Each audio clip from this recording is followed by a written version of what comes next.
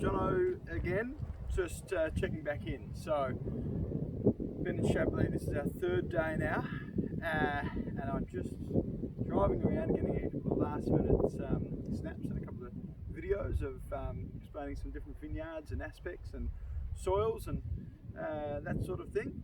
And I was rummaging through the car and I found a glass of Le Clos Grand Cru.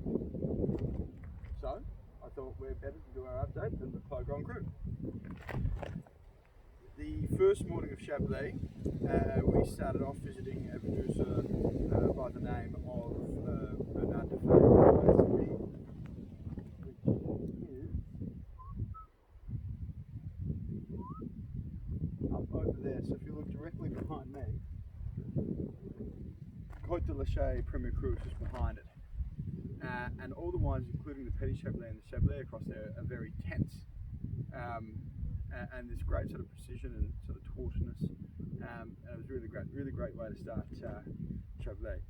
After that, we went to the famous Christian Moreau, who is based, his cave, you can actually see the top of it from here when you drive into Chablis, the town of Chablis, just before you cross the Saran River.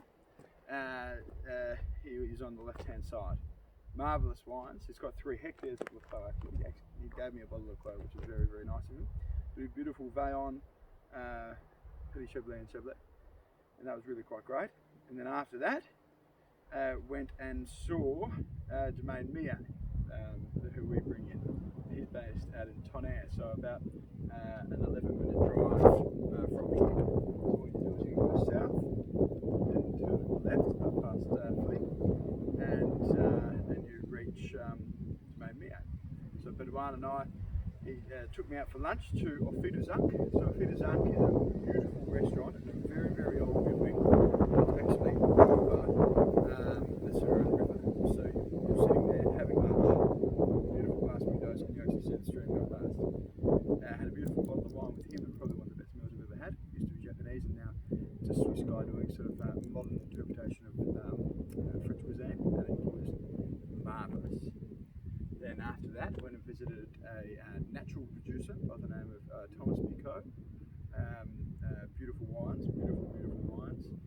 You know, 36 months elevage and that sort of thing in concrete, 12 months in oak before that. They're very wild. They're not typical Chablis, but so it was great. So we've got to see quite a few sort of different interpretations of Chablis.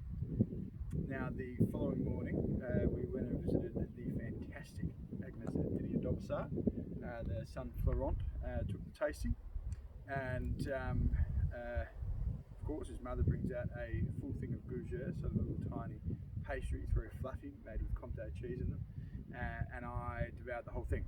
So the guilt runs continued, and yeah, you have to work pretty hard to keep up with all these gougere and croissants, but you can't say no. You can't say no. You've got to try everything. Then after that, there was this one natural producer. They've got 2 hectares in total. Good friends with the producer Olivier Demore, and they produce these wild expressions of Chablis. A little bit broader, very sort of flavoursome, but still very pure. Now, you know, for instance, their email doesn't work. They don't answer their phones. This is all very Chablisian and Burgundian. You know, they sell that every year. So I went to the house, wrote a little note in French, Google Translate of course, and slid it underneath.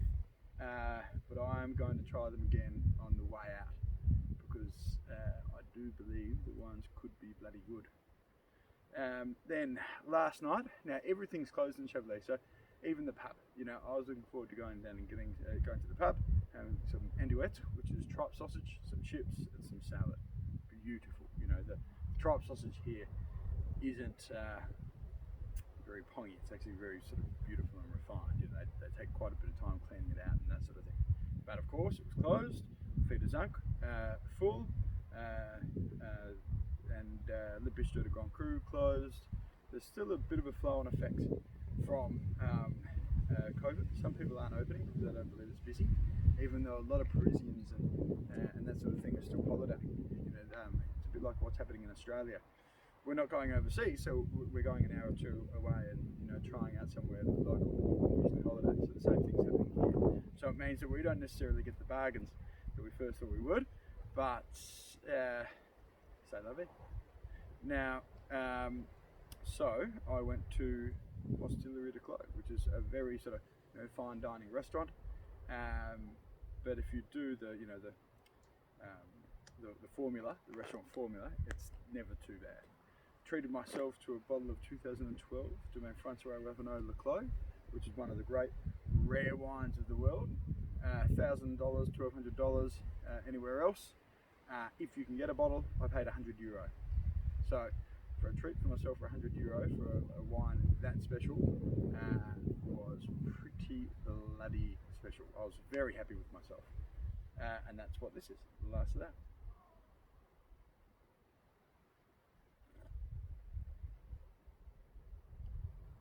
And it's amazing. So, I'm heading down to Burgundy now, where I'll be staying at Ross and Bev's house in Monceau, which is about 15 minutes outside of Beaune. Do a little bit of food shopping this afternoon, try and find a nice cut of meat or a nice bit of fish, relax, try and catch up on some emails and get back to everyone, I apologise, and have a bottle of wine.